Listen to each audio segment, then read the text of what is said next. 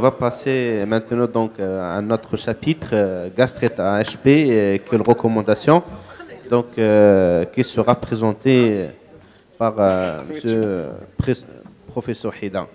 Merci, Monsieur le Président. Juste pour préciser une chose, quand on prépare un programme, on a des objectifs.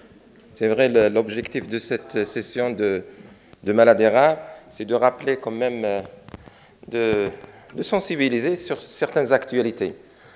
La discussion elle était très riche pour les deux pathologies parce que on consacre une table ronde dont on n'aura pas fini. Donc l'objectif il était précis pour vous mettre au courant des actualités thérapeutiques pour ces deux maladies rares. Et maintenant, on va passer de ces maladies rares à une maladie qui est très fréquente. Pourquoi le choix de cette thématique? C'est juste pour vous rappeler quelques recommandations. Et je dois commencer de dire d'emblée que l'infection à Helicobacter pylori, donc, chez l'enfant, diffère de celle de l'adulte. C'est très important. C'est le message qu'il faut retenir. Parce qu'il y a beaucoup de recommandations chez l'adulte. Les prises en charge, les protocoles ne sont pas adaptés à l'enfant.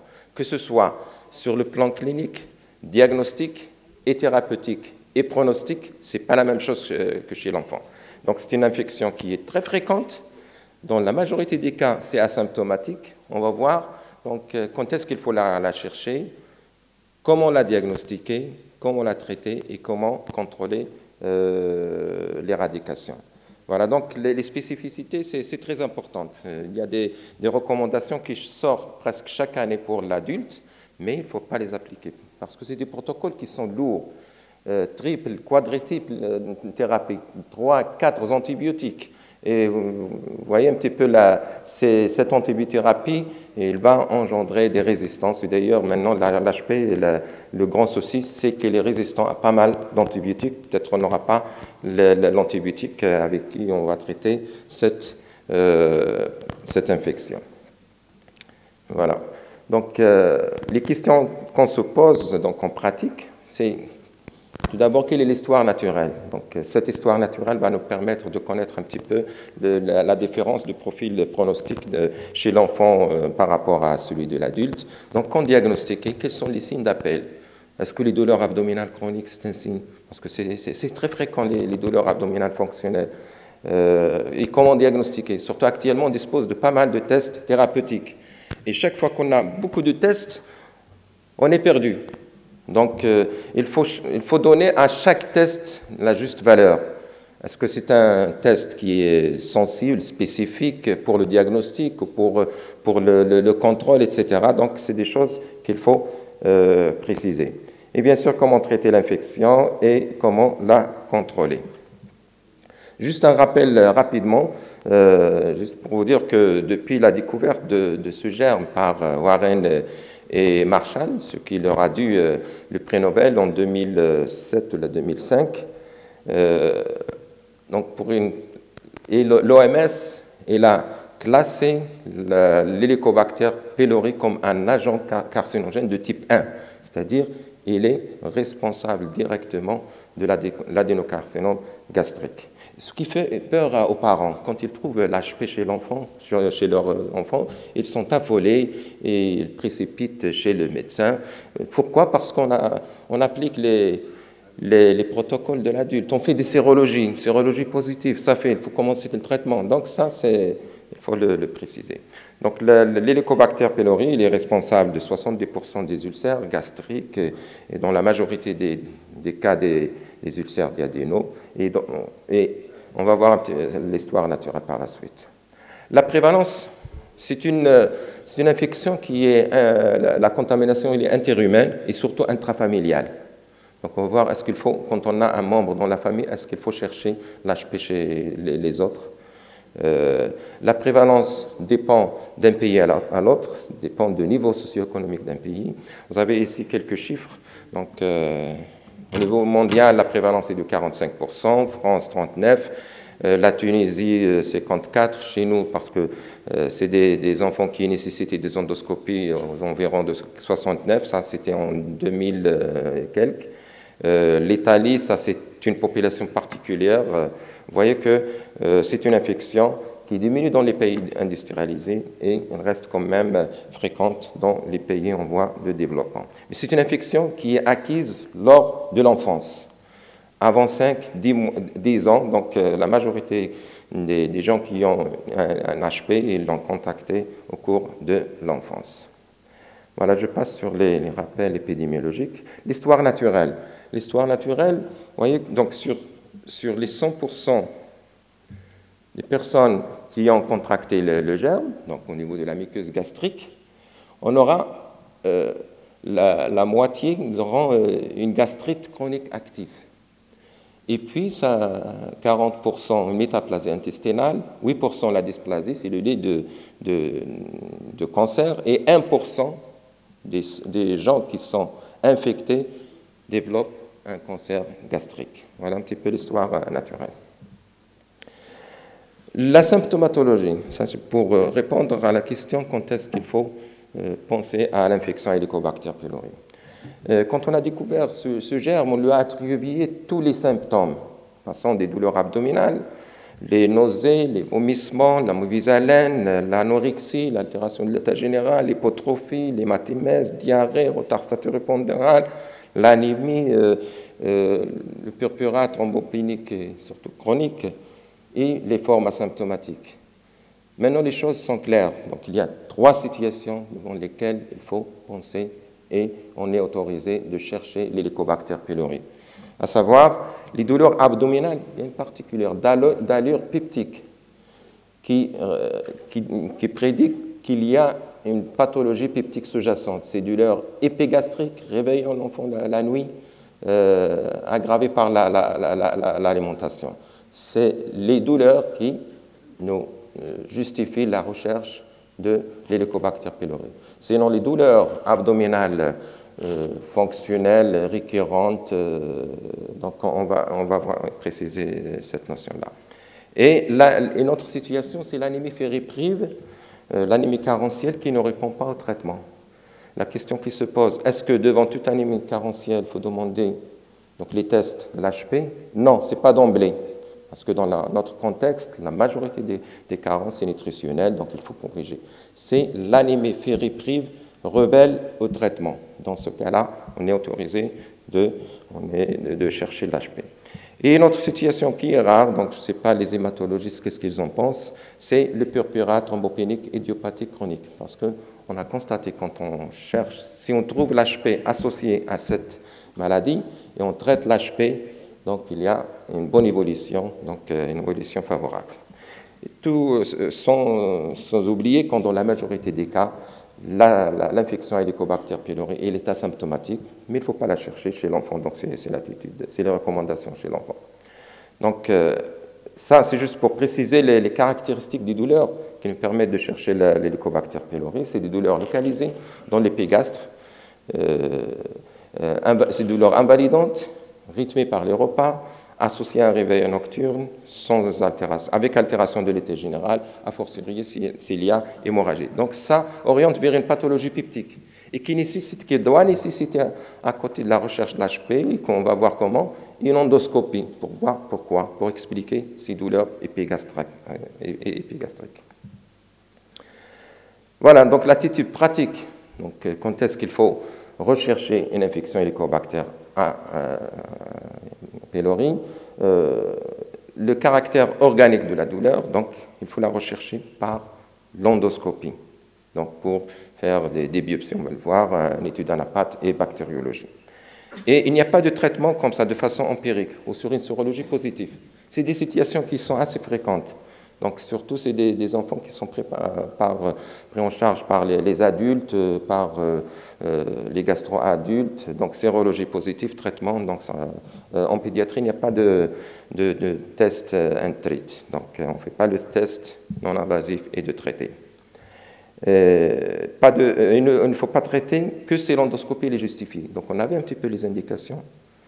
Douleur épigastrique, des caractéristiques peptiques, donc endoscopie, et ne pas faire l'endoscopie si on n'a pas. Donc il faut négocier avec les parents, lui dire voilà, donc on doit faire une fibroscopie, on va faire des biopsies, si on trouve l'HP, on va les traiter. Donc voilà, donc c'est...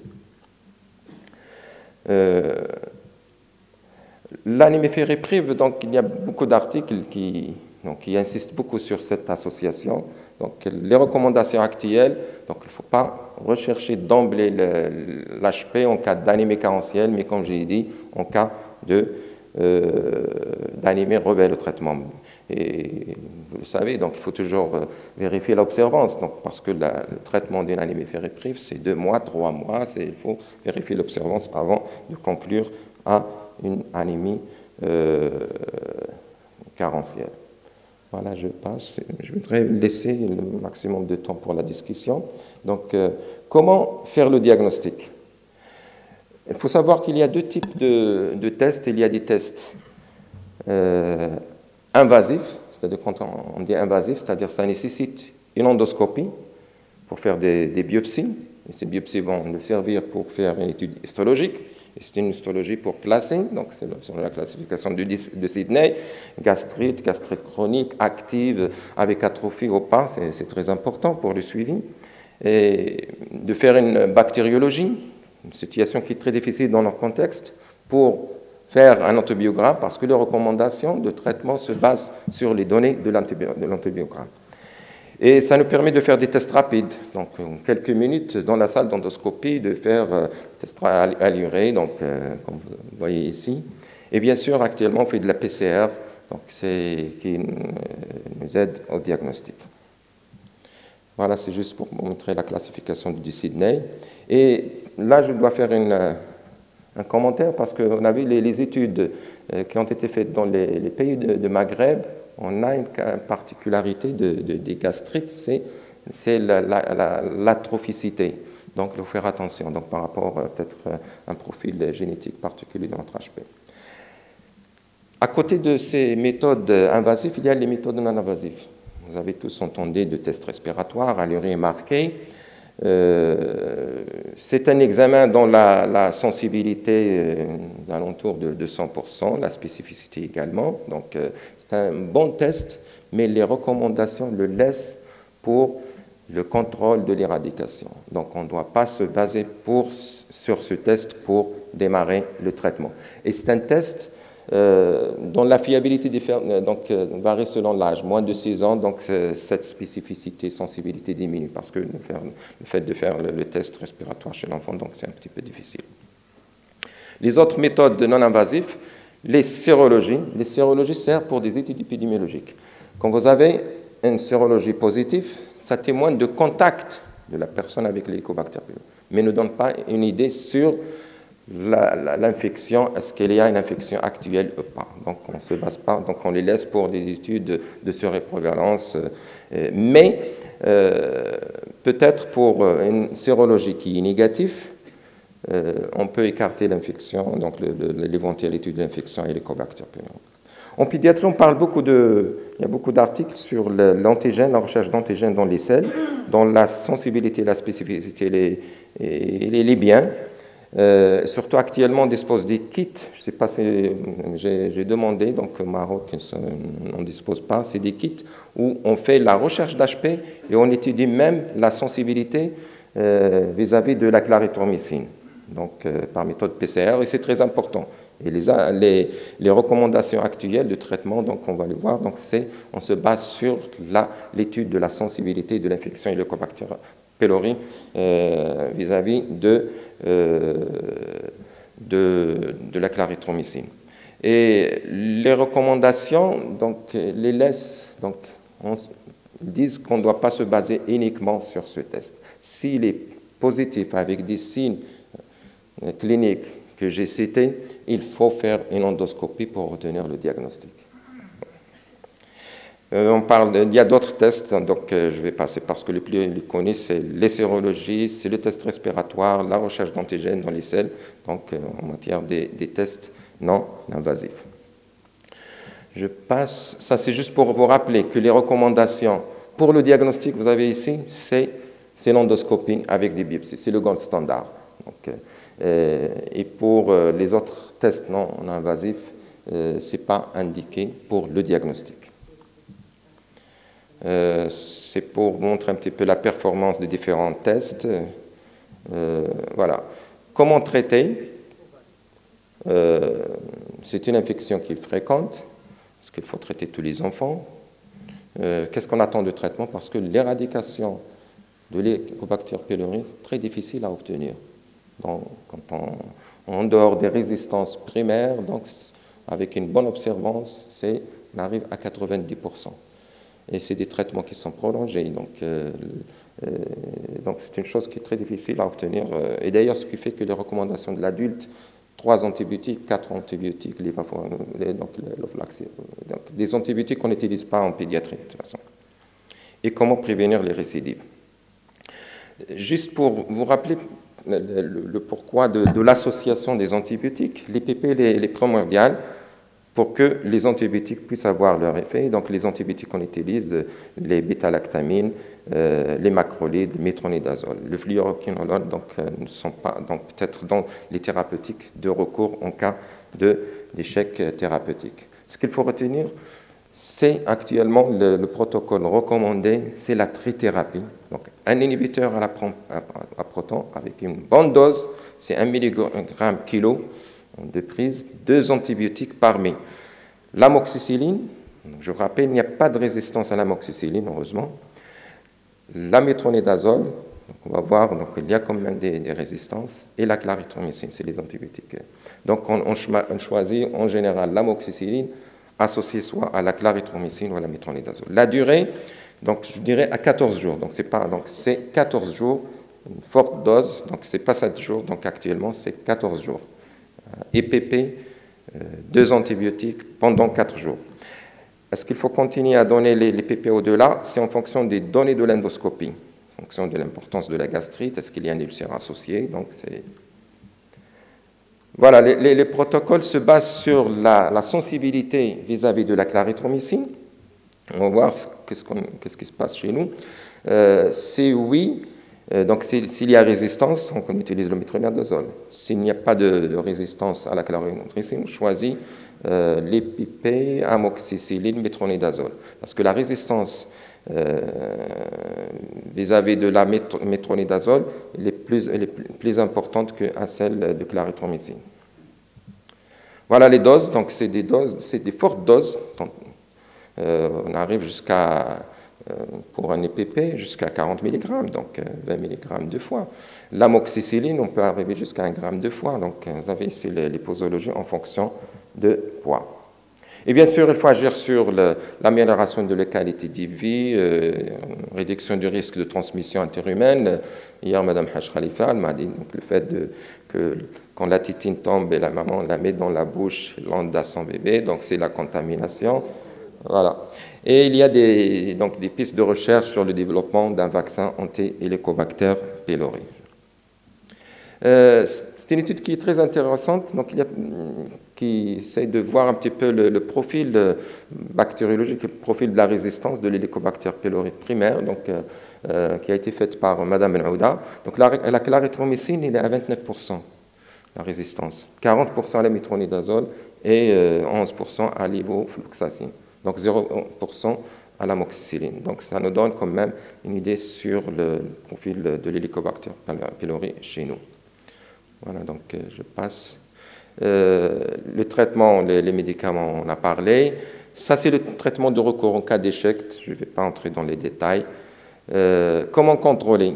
Donc, comment contrôler, c'est là on laisse les tests non invasifs, le test respiratoire à l'urine marqué ou la recherche d'antigènes dans les selles.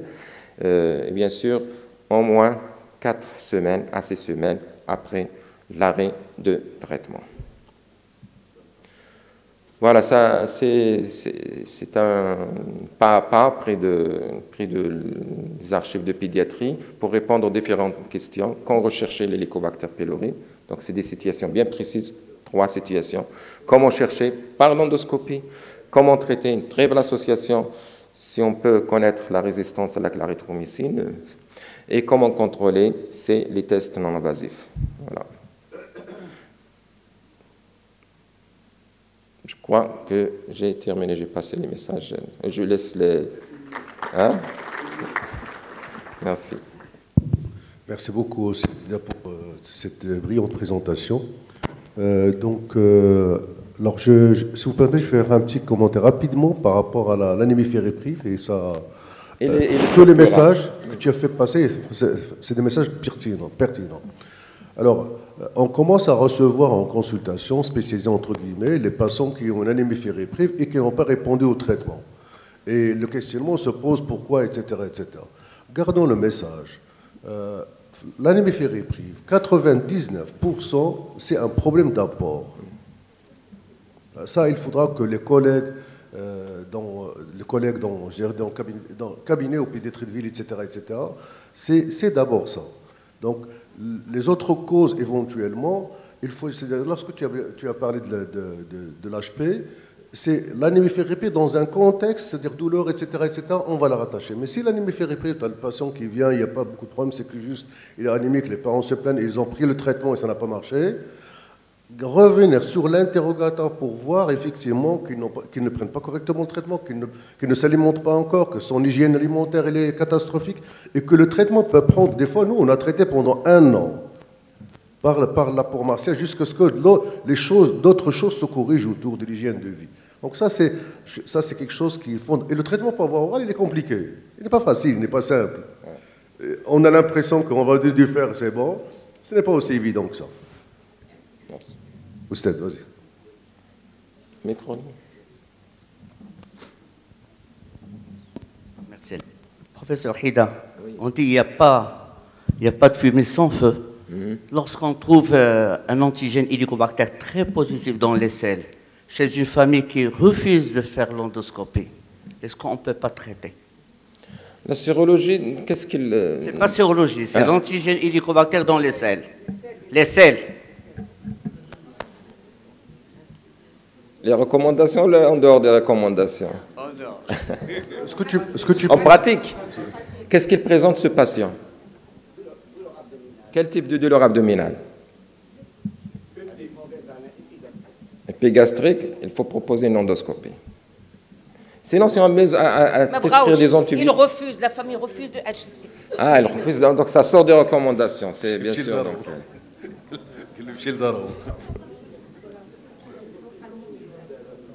je peux. Allez-y au fond. C'est Omar. Je reviens vers vous, Mme Haj Khalifa. Merci, monsieur le professeur Hida, pour la qualité de la présentation de la conférence et pour l'organisation de cette grande manifestation. J'ai une série de petites questions sur ce problème. La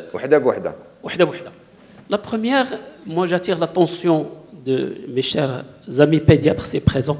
Il ne faut pas... Oui, il faut se focaliser sur l'HP, mais il ne faut pas oublier la maladie périodique quand des douleurs se répètent chez l'enfant. Périodiquement. Et on traite l'hélicobacter, le malade continue à avoir ces douleurs. Moi, j'attire l'attention sur le problème de la maladie périodique.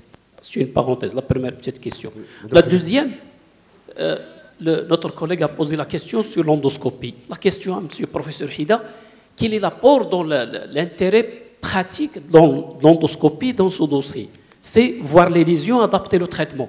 Si les tests, il y a la spécificité et la sensibilité qui dépassent 90%, personnellement, en tant que praticien, je peux traiter que par ces tests non invasifs. Mais l'apport anatomopathologique, histologique, qui oriente un petit peu le traitement, l'IPP, la durée et tout, c'est l'endoscopie, pas le diagnostic positif, mais surtout adapter le traitement à la gastrite et aux lésions anatomiques. Je peux répondre? Oui. J'ai dit que dans la majorité des cas, l'infection, elle est asymptomatique. Donc, si on s'amuse à faire des tests, on va trouver l'HP. Et l'histoire naturelle chez l'enfant et le pronostic n'est pas comme chez l'adulte. Donc, l'intérêt de l'endoscopie, c'est effectivement de confirmer qu'il y a l'HP et de voir l'aspect histologique pour le suivi. Donc, c'est très important. Est-ce que c'est une gastrite chronique, sans activité, sans atrophie? Donc ça, mais c'est déjà, s'il y a une atrophie, on est alarmé, les gastro. Donc on est obligé de faire même des contrôles endoscopiques. C'est ciblé. C'est pas juste pour diagnostiquer le germe, l'HP. Voilà le message. Je sais pas, il y a des gastro avec nous. Professeur Professeur Haj Khalifa. Une dernière. Oui.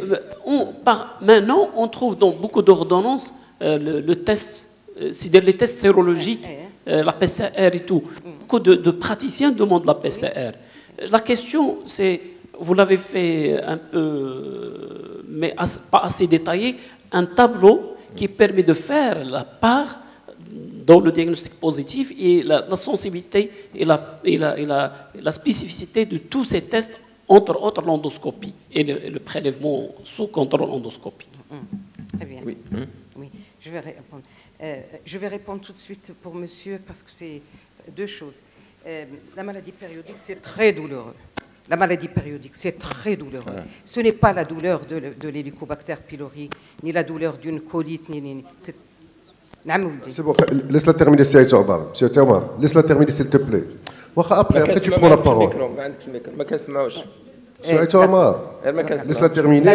La deuxième, monsieur Hida, c'est la difficulté qu'a souligné le confrère, effectivement. D'abord, toute la difficulté que nous avons, c'est de passer. J'ai une douleur. Je pense qu'elle est petite, et d'accord, la laine, tout ça. Mais qu'est-ce que je vais faire? Est-ce que je vais faire une sérologie? Un test qui me dit une sérologie positive, et si elle est positive, elle va m'inciter à faire l'endoscopie. Ou là, si elle est négative, je vais quand même faire une endoscopie. Et sur quoi je vais me baser? C'est la difficulté pratique اللي عندنا. Deuxième chose aussi, il faut pas. Le Morocomol, quand je vais au Morocomol, je vois des mamans qui voient la tétine, la tétine, c'est pour ça qu'on voit l'hélicobacter pylori, même chez des nourrissons de moins de 6 mois. L'hélicobacter pylori, vous pouvez imaginer. La jonction, la trithérapie séquentielle, il faut ajouter séquentielle. Alors il faut l'expliquer. Il faut l'expliquer parce que c'est 3. Les antibiotiques ne sont pas donnés tous en même temps. Il y a toute une série, c'est 5, moi aussi je donne 14 jours. Effectivement, il faut l'expliquer en pratique, qu'est-ce que ça donne. La correction de est-ce qu'il est guéri, n'est pas guéri, moi c'est un désespoir. Mais parce que quand vous êtes contaminé par en permanence en intrafamilial, un restaurant, la fourchette et couteau, la fourchette couteau, il faut vraiment souligner la difficulté de la chose. Et chaque praticien, il est embêté, mais il a ses habitudes qu'il prend en considération. Et le test à l'urée, je connais très rare les gens qui font le test. Je vais commencer par le traitement séquentiel. Je vais donner la parole et tu reprends. Vas-y. Et vas-y, fais encore, il va faire la synthèse. On a besoin d'éléments de réponse pour... S'il vous plaît. Parce que traitement séquentiel, je vais en parler. M. Hida était très clair, parce que les choses évoluent. Les études font avancer la médecine et des recommandations qui changent. Et donc là, ce qu'il a présenté, M. Hida, c'est les dernières recommandations. L'histoire du traitement sans endoscopie, c'est une erreur. C'est une erreur. C'est une erreur. Se baser sur un antigène dans les selles pour traiter, c'est une erreur. Deux tests. Voilà. Chez l'enfant, le gold standard pour identifier les lésions en rapport avec l'HP, parce que vous cherchez, comme a dit M. Hida, on ne traite pas que la bactérie, on traite les lésions dues à la bactérie. Il n'y a que l'endoscopie qui nous permet de faire ça. Le pronostic après aussi. Voilà. Et donc, c'est dangereux de traiter sur des sérologies, sur des antigènes dans les selles. Et en plus, l'évidence scientifique le prouve. On ne va pas donner des traitements empiriques. On n'est pas en train d'inventer des conduites, alors que la science nous dit, voilà, il y a des risques à traiter une bactérie sans voir les lésions. Donc, pour le moment, il n'y a pas encore un test qui remplace l'endoscopie pour voir les lésions au niveau de l'estomac et même au niveau du reste du tube digestif haut. Et donc, traiter sans endoscopie, c'est une erreur. Si on veut faire les liens entre les douleurs, entre les symptômes, c'est l'endoscopie. Et donc, parce qu'on voit beaucoup d'enfants arriver en consultation ou à l'endoscopie avec des traitements pris sur des sérologies ou sur des antigènes.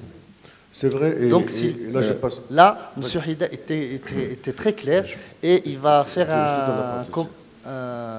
il va donner une réponse par rapport au traitement séquentiel. Je crois que pour qu'on fasse aussi une synthèse très importante, les collègues, des fois, sur des situations. Et là, s'il vous plaît, c'est le message de notre collègue, la question. Je crois qu'il faut rester obligatoire sur les recommandations qui sont très... Il faut pas... C'est vrai que sur le côté pratique, des fois, se pose le problème. Les parents ne veulent pas faire ceci, ne veulent pas faire cela. Et donc, on cherche un peu à s'adapter parce qu'il y a un contexte qui est vrai. Et sur cette base-là, on dévie un peu, je dirais, la conduite à tenir. Il faut qu'on fasse attention aujourd'hui. Nous n'avons plus le droit de rester dans ces déviations-là. Il faut qu'on cherche à imposer nous-mêmes les recommandations qui, par la suite, sont pour le bien de ce patient-là qui refuse ou quoi que ce soit. Je crois que ça, c'est hyper important. C'est de temps et d'argent. Pour clarifier ce traitement dont a parlé Mme Haj Khalifa, le traitement séquentiel, c'est un protocole particulier dont on a beaucoup parlé. Je n'ai pas voulu en parler parce qu'il n'est pas maintenant, elle est jetée dans la poubelle. Il y a quelques années, c'était le traitement, on a crié victoire, parce que l'intérêt de ce traitement séquentiel, en dehors de la connaissance de résistance d'antibiotiques, nous donnait des résultats. Mais actuellement, le traitement, Mme Haj Khalifa, c'est 14 jours, les 2 antibiotiques en même temps avec les PP. Il ne faut pas arrêter l'un ou l'autre. Donc, ce n'est pas le séquentiel, on donnait l'amoxicilline 5 jours, métronidazole 5 jours, donc c'est juste pour préciser. Donc, alors, voilà, donc deux dernières présentations, professeur Kaïm d'Oujda, qui est la nouvelle chef de service de pédiatrie à Oujda, et donc on lui donnera la parole, et après la dernière, c'est... C'est au Kharassani, je mets la casquette de président, donc on a dépassé le temps. Vas-y. Merci beaucoup, cher professeur Hida, pour cette présentation très claire et très riche et qui a fait le tour de la question. En fait, ma question, c'est par rapport aux petits-enfants qui rechutent plusieurs fois et chez qui on ne peut pas administrer les sels de bismuth parce que leur âge ne le permet pas. Donc, en dehors du contrôle de l'environnement, qu'est-ce qu'on pourra faire comme prise en charge ? Il faut toujours revenir à ce qu'il présente le malade. Si on commence à chercher l'HP, on va le trouver. Il y a la contamination familiale. Je m'attendais à une question, peut-être de la salle. Si on trouve un parent dans la famille, est-ce que je dois chercher l'hélicobactère pour les autres? Non. S'ils ne sont pas symptomatiques, non. Un enfant donc, chez qui on a commencé la prise en charge, s'il récidive, là, il y a des protocoles. Donc, c'est spécialisé. J'ai une plaque, je ne l'ai pas. Donc, c'est en fonction. Il faut s'acharner à faire l'antibiogramme. Il faut s'acharner. L'antibiogramme, c'est très difficile. Et il y a des protocoles. On passe, si l'enfant il est âgé de plus de 8 ans, là, c'est les sels bismuth. Et c'est des traitements lourds. Donc, est-ce que moi, j'ai les cas sur bismuth sont très... C'est un traitement qui... Donc, ça revient de spécialistes. Donc, je n'ai pas voulu détailler le traitement de recours en cas d'échec thérapeutique. Voilà, donc oui, une petite dernière question. Wow. J'ai trouvé la solution pour vous départager. Alors, je pose une petite question un peu naïve. Pourquoi est-ce qu'on a le droit de faire un petit prélèvement par sonde gastrique au niveau gastrique, comme à la recherche de BK, et si on trouve dans le suc gastrique un truc... Est-ce qu'il est en contact de l'estomac? Là. Donc, est-ce qu'on a le droit de traiter? Il y a un test qui est validé, c'est l'antigène ou les selles. L'endoscopie, c'est pour voir les lésions endoscopiques. Les lésions, d'accord. Il faut toujours revenir pourquoi. Merci.